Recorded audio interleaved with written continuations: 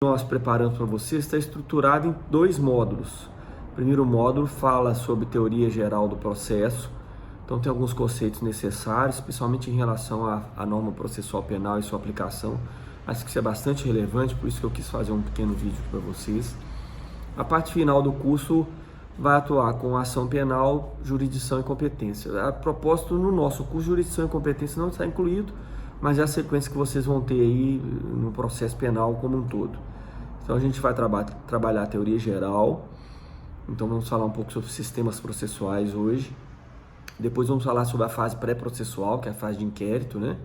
A ação penal, depois medidas cautelares no processo penal, incluindo prisões, liberdades provisórias, enfim, o processo cautelar como um todo.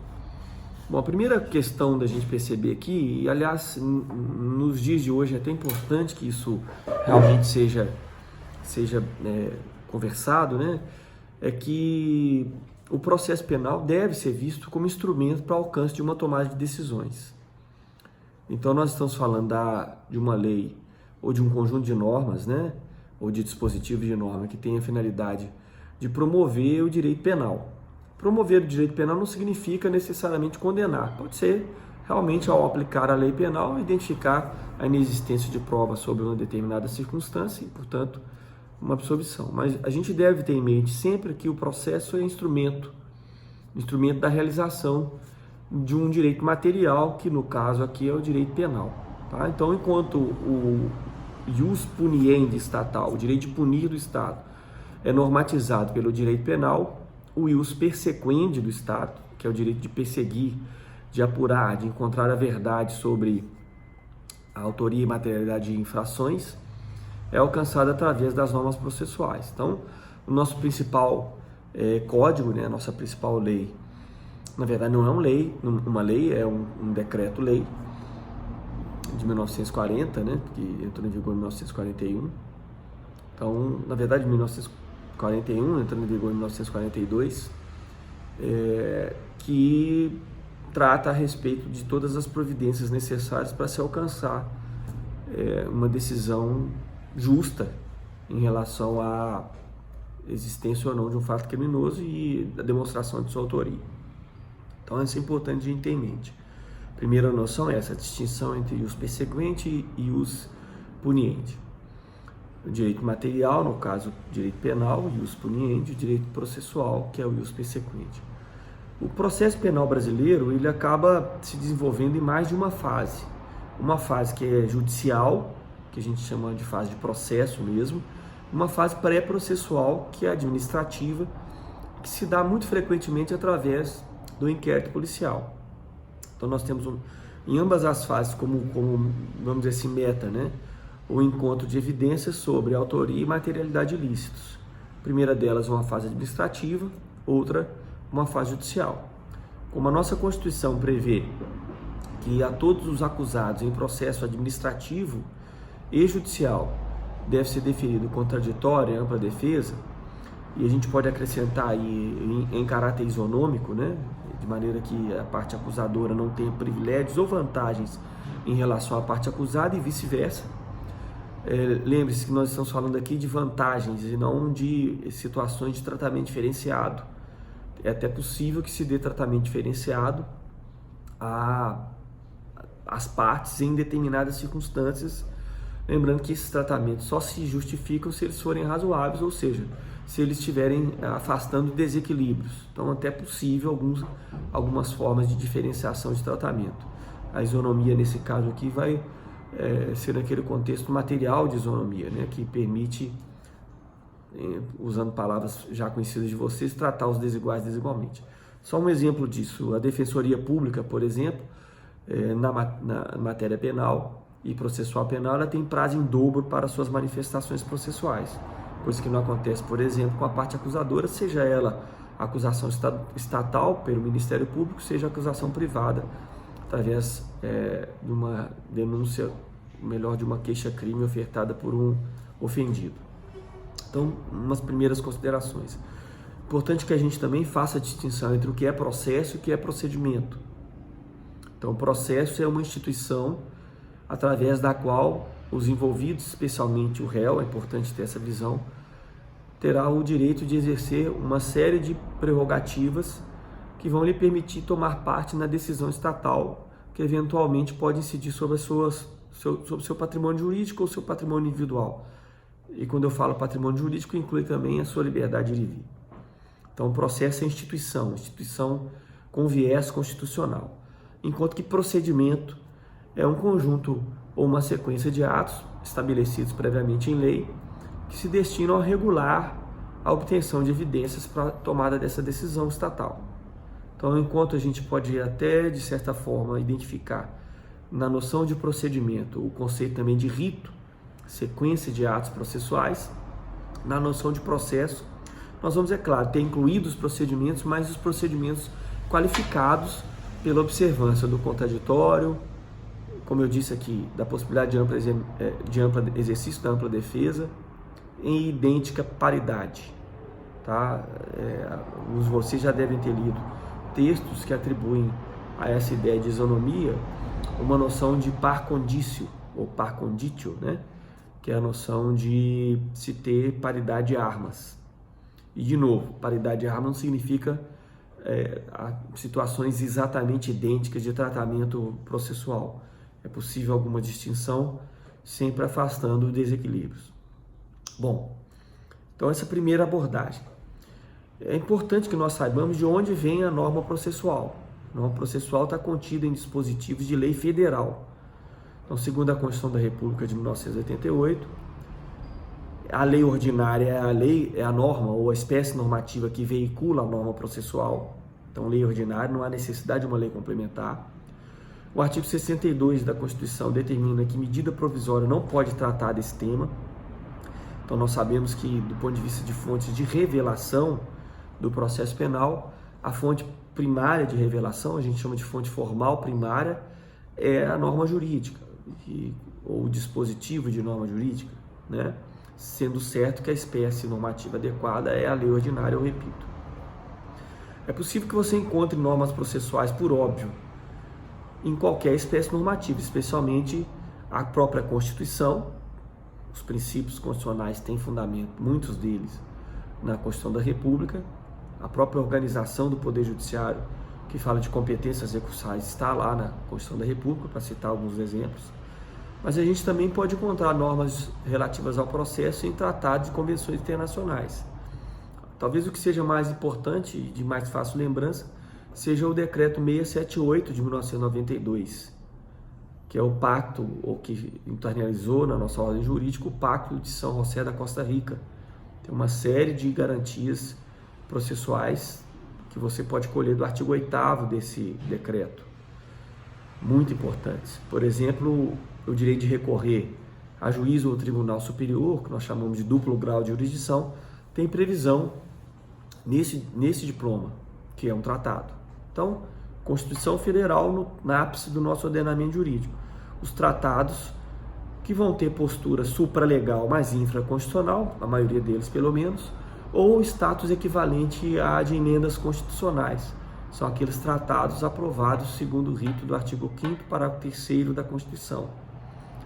Em outras palavras, aprovados pelo Congresso Nacional, em 2 turnos de votação em cada uma de suas casas, por maioria de 3/5.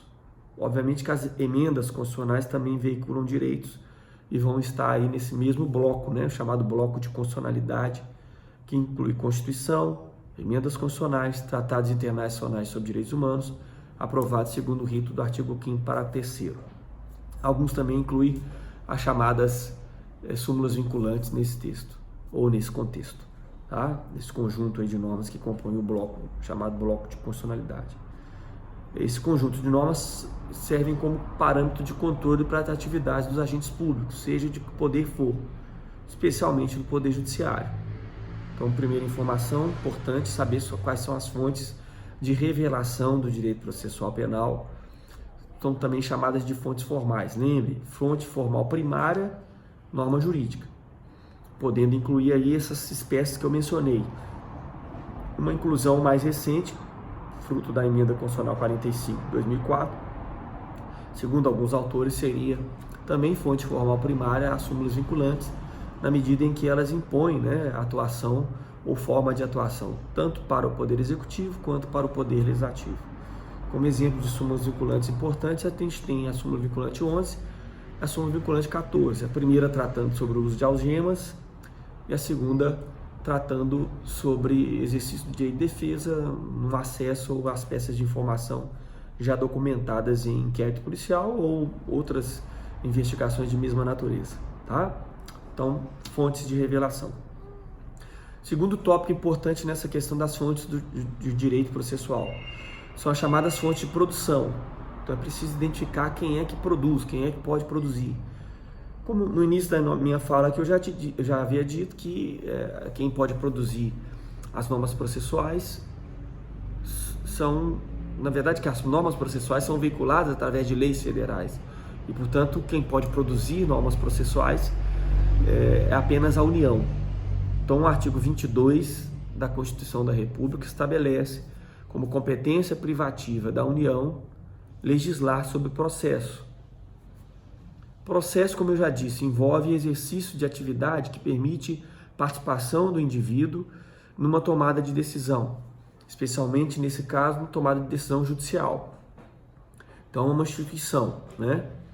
Veja que para entender quais as exigências, né, constitucionais sobre fonte de produção, ou chamadas fontes materiais de processo penal, é preciso saber distinguir o que é processo.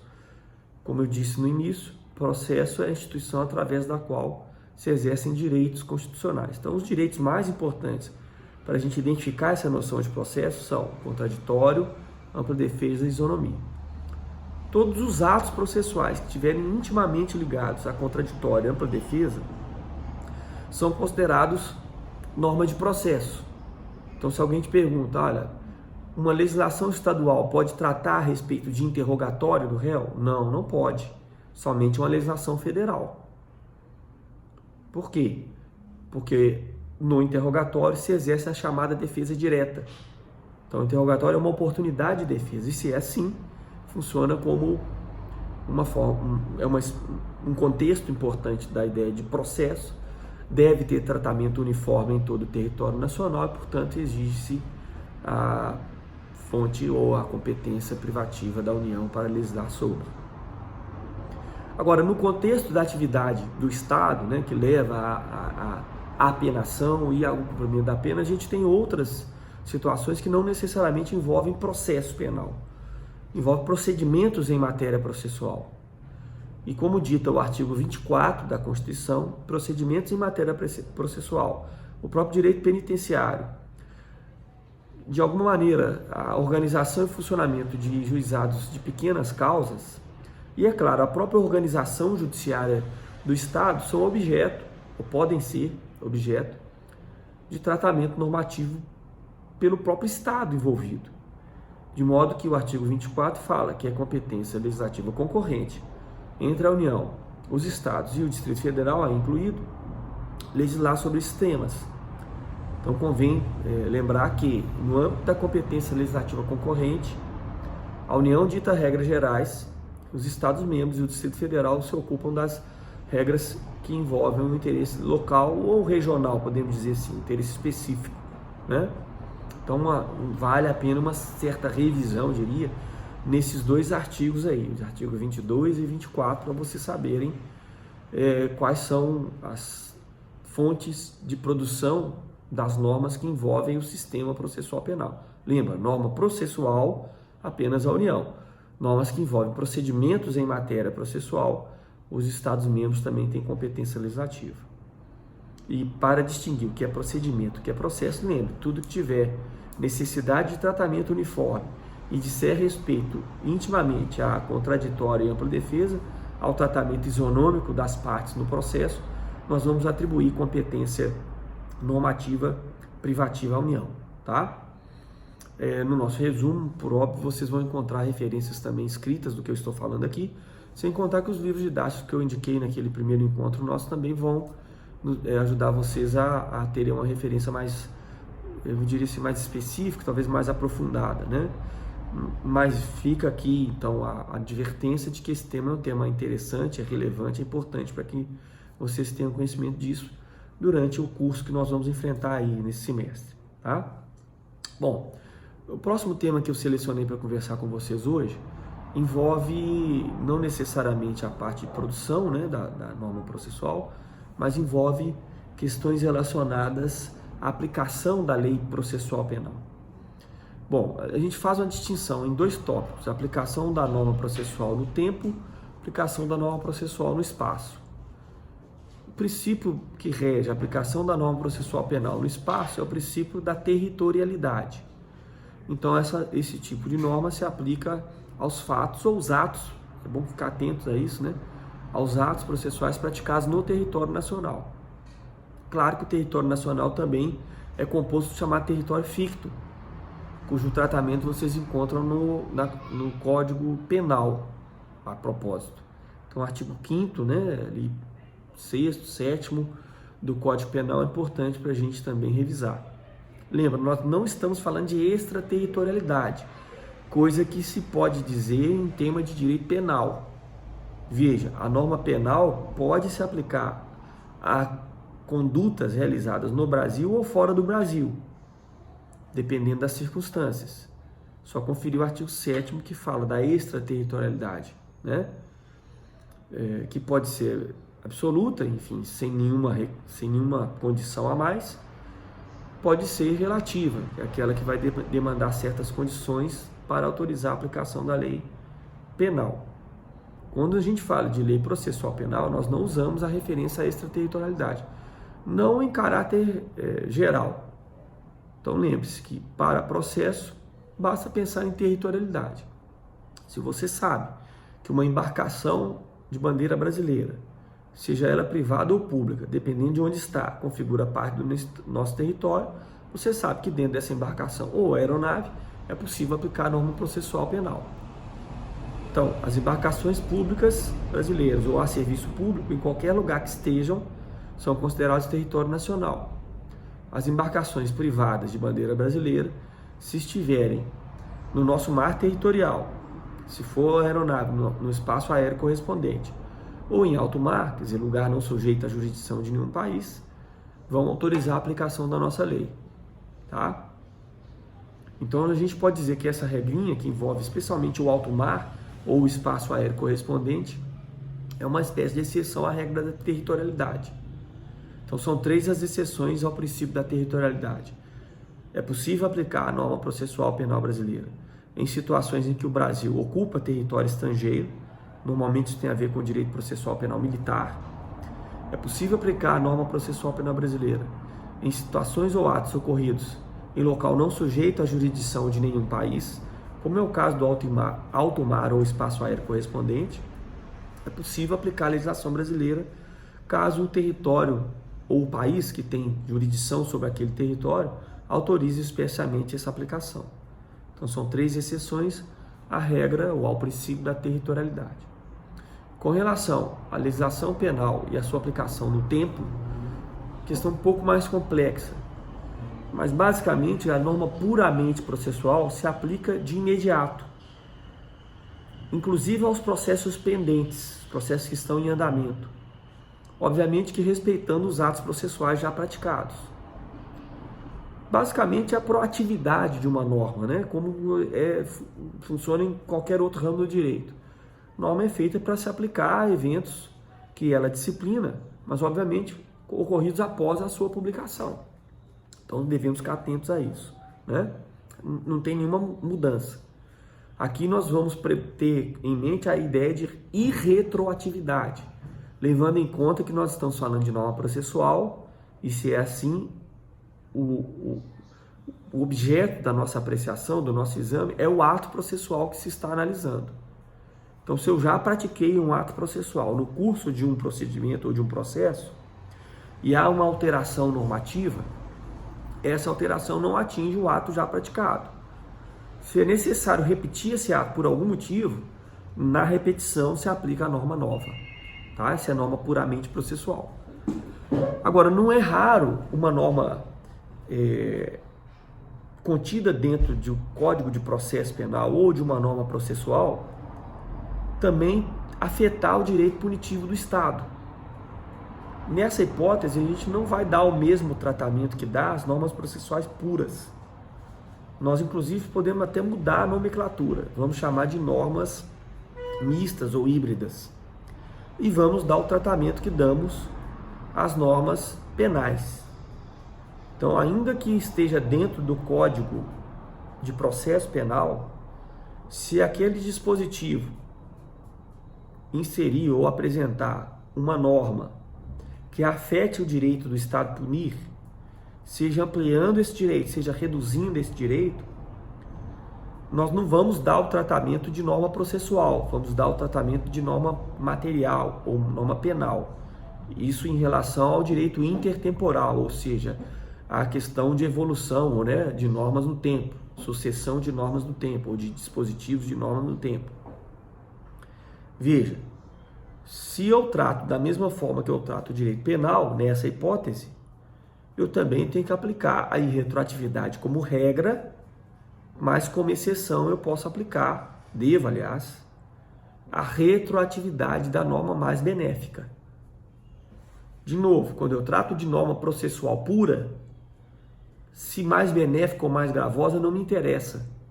Aplico aquela norma aos atos processuais futuros, ainda que seja no processo que está em andamento.